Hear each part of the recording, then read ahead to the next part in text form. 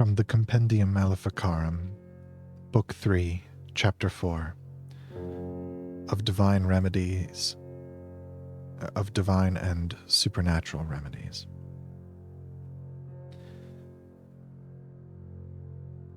Of Baptism.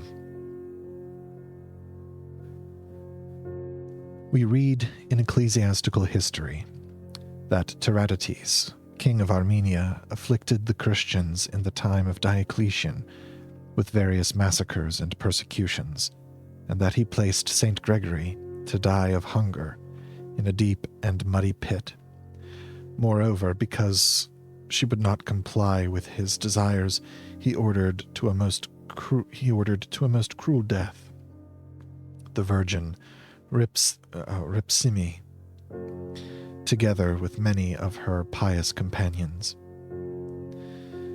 But he soon felt the vengeance of God, for he was afflicted with madness, so that he raged like one possessed, and his body was changed into that of a pig, and in his madness he tore his meat with his teeth. And others who had approved his deeds, the soldiers, magistrates, and officers, were also driven mad, and showed the same symptoms, for they too were changed into swine, as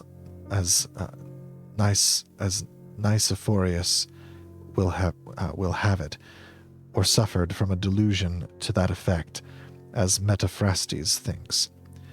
But at last they were washed in the font of baptism and recovered the shape of their bodies and the health of their minds and souls, being baptized and urged to repentance by Saint Gregory the martyr himself.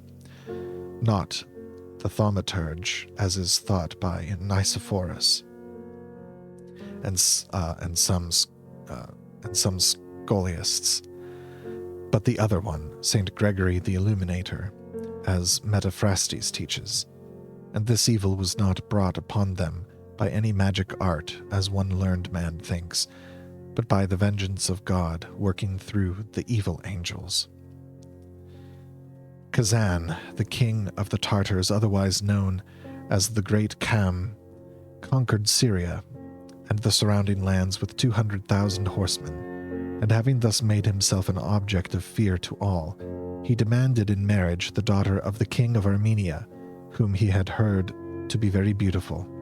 The Christian king, fearing the might of this great king, agreed. After some time she bore a son to her husband Kazan, so hideous that the king, her husband, would by no means acknowledge it as his, since it appeared to be a monster. He summoned his chief men to a council, and on their advice sentenced to death his wife as an adulteress, and her son as having been conceived in adultery. The innocent woman bewailed her misfortune and took refuge in prayer, and while still unaware of the sentence which had been passed upon her, asked permission to baptize her son. This was granted on condition that there were present some men of known reliability, as well as the king, to see that there was no fraudulent practice. By a miracle, when the boy was baptized, he at once became so exceedingly comely and beautiful that the king and many others were moved wholly to turn to God, and the Christian cause was very greatly advanced in the land. Saint Antoninus tells this story at greater length in his Historiarum Opus, Title 20, Chapter 8. Let us turn to more recent and equally proved examples.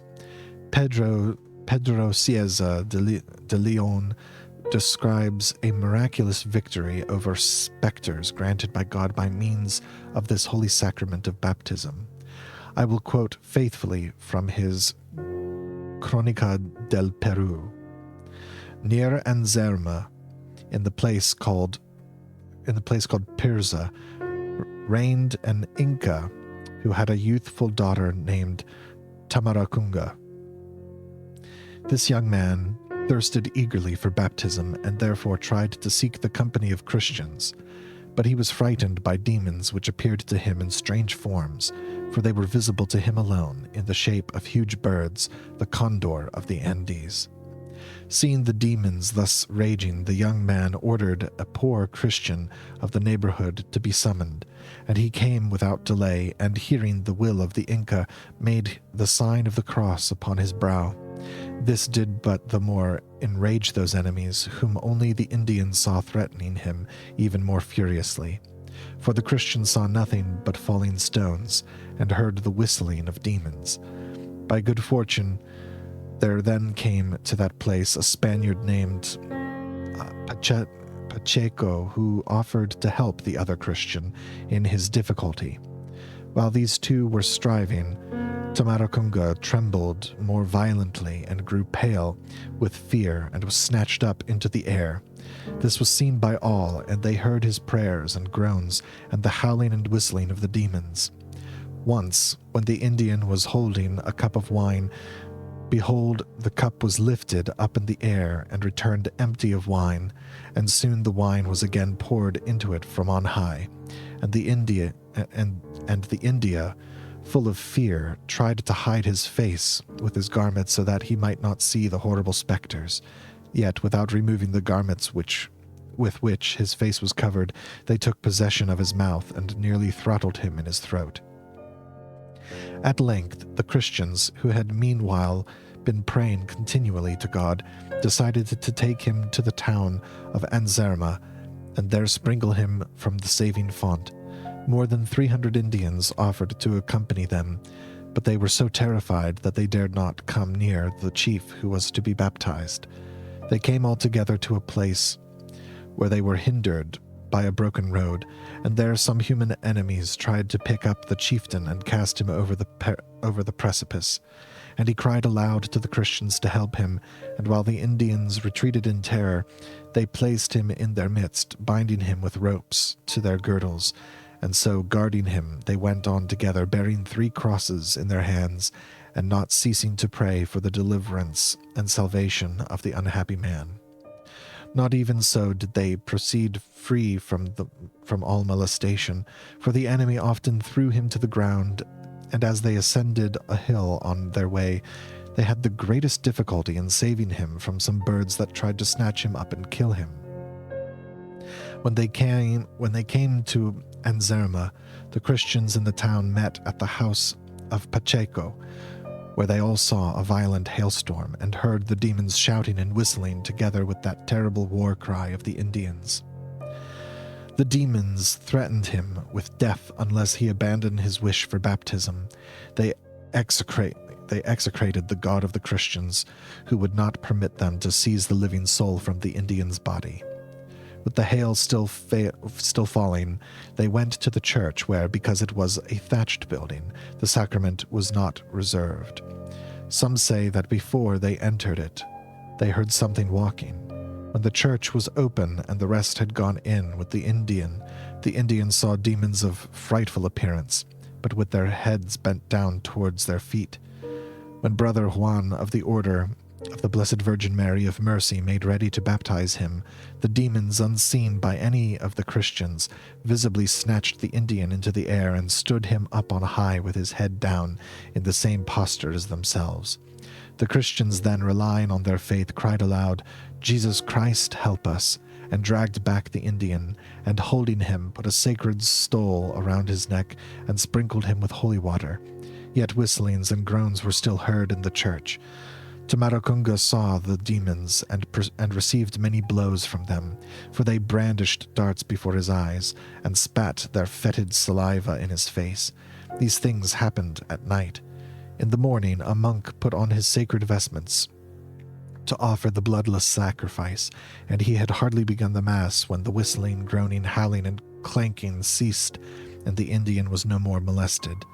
As soon as the sacrifice was done, Tamaracunga, together with his wife and children, asked to be baptized, and when he had been baptized, he became stronger and bolder in the faith, and asserted that he was now a Christian, and would like to see what the enemy could do if they would let him brave them alone.